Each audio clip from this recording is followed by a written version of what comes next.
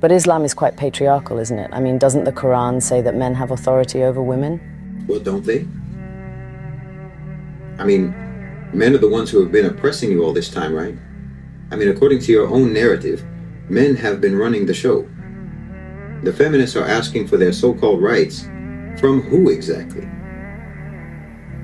Look, if you didn't have what you call patriarchy, then what you would have is a hell on earth for women. Because clearly, women do not have the power to coerce men, to force men, to make men deal with them this way or that way. If you're out somewhere and a man starts to chat you up and you don't want to be chatted up, what do? You tell him, I have a boyfriend, I'm married, and he goes away. You have to conjure up an imaginary man to get him to back off, because 9 times out of 10, only a man can keep another man in check, because men are inherently more dangerous than women. Instead of patriarchy, replace that word with bodyguard. What makes more sense? For you to be my bodyguard or for me to be your bodyguard? Who do you think is more capable of protecting who? From who? If men didn't protect women, who would? Why, men would do whatever they wanted. And isn't your bodyguard responsible for you? Shouldn't you listen to him if he says, for example, don't go here, don't go there, or let's take this route instead of that route because it's safer? Isn't that authority? But he's doing it for you. Would you feel resentment about that authority? That's irrational. Look, you cannot dismiss the importance of physicality, human physicality. We're physical beings. Technology does not level the field the way you think it does. Let's say you have a business meeting and you have the meeting in a coffee shop, and while you're there during the meeting, it gets late. It gets very late, and then the meeting is over. Your phone battery is dead, coffee shop is closed, the client has left, and you came by Uber.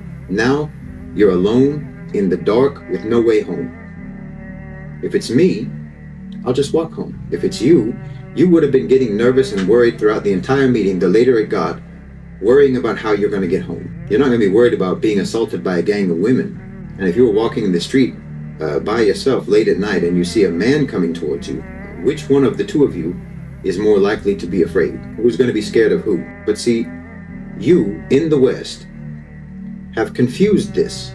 The feminists have confused this. The red pillars have confused this power imbalance with superiority. We don't do that because we don't attach that kind of value to it. It just is what it is.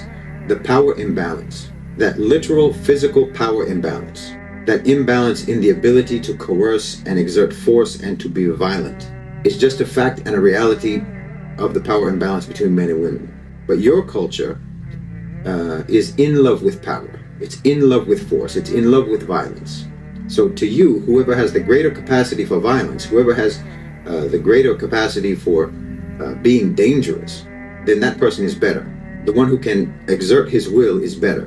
Whoever has the power to force people to do something is better.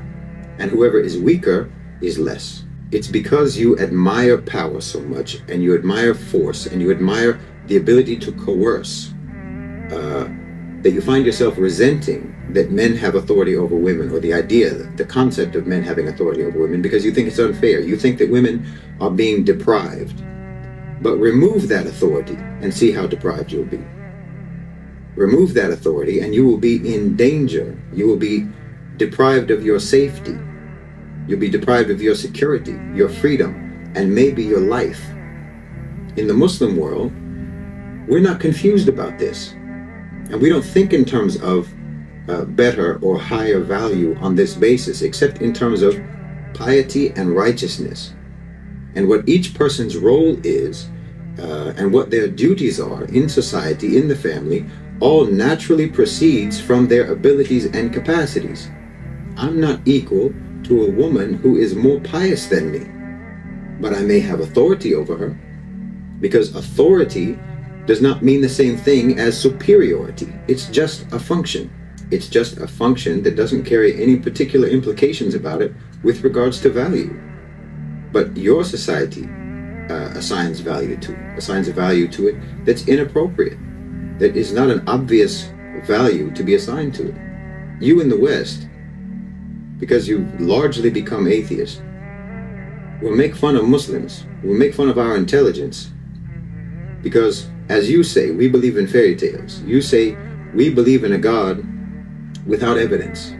We have no evidence to prove the existence of God, but we believe in him. Meanwhile, you invent a concept, this concept of equality, and treat it as sacred, and you believe in it religiously, with religious devotion, and you demand that everyone believes in it, and no one can dare doubt the reality and the holy truth of the concept of equality, even though all evidence that you are exposed to on a daily basis disproves that concept.